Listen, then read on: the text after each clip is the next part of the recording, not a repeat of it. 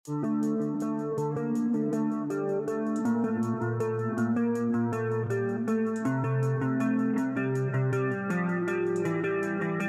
এই ভিডিওটা দেখার পরে অনেকে হয়তো আমাকে পছন্দ করবেন না, বিশেষ করে সাব্বির রহমানের যে ভক্ত সমর্থকেরা আছেন তারা। কারণ ভিডিওতে আমি এমন কিছু কথা বলবো যেগুলো তাদের ভালো নাও লাগতে পারে।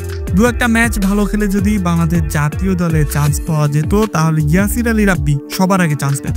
আপনারা হয়তো দেখেছেন বিগত দিনে সবচেয়ে বেশি জাতীয় দলের কাছাকাছি কেউ যদি থাকে সেটা হলো ইয়াসির আলী রাব্বি। একটা ৮৩ রানের ইনিংস খেলে যদি সাব্বির রহমান বাংলাদেশ জাতীয় দলে চান্স পেয়ে যায় তাহলে ইয়াসির আলী রাব্বি কি দোষ করলো? এবারের বিপিএল এর প্রথম ম্যাচে ইয়াসির আলী রাব্বি ২০০ স্ট্রাইক রেটে ৯৪ রান করেছিল ৪৭ বলে। এই ৯৪ রানের ইনিংসে ৮টা ৬ ছিল তার এবং ৭টা ৪ ছিল।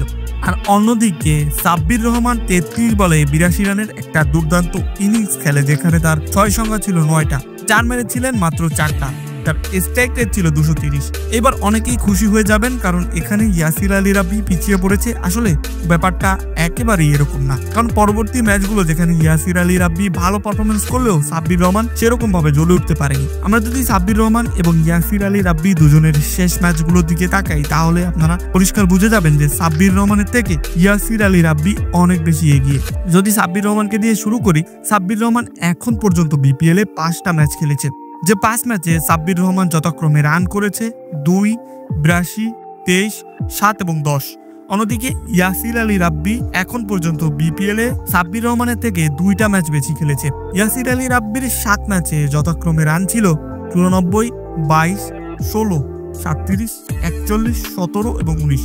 বিপিএল এর আগে এবারই প্রথম বাংলাদেশে শর্ট ফরম্যাটে শুরু হয় এনসিএল টি-20। যে এনসিএল টি-20তে 3টি ম্যাচ খেলেছিল ইয়াসির আলী রাব্বি। সেই 3 ম্যাচে তার রান সংখ্যা ছিল ৬১, ৪৬ এবং ৩৭। তাহলে এখন সিদ্ধান্ত নেওয়ার ব্যাপার আপনাদের কাছে কে বেশি এগিয়ে থাকবে, সাব্বির রহমান নাকি ইয়াসির আলী রাব্বি?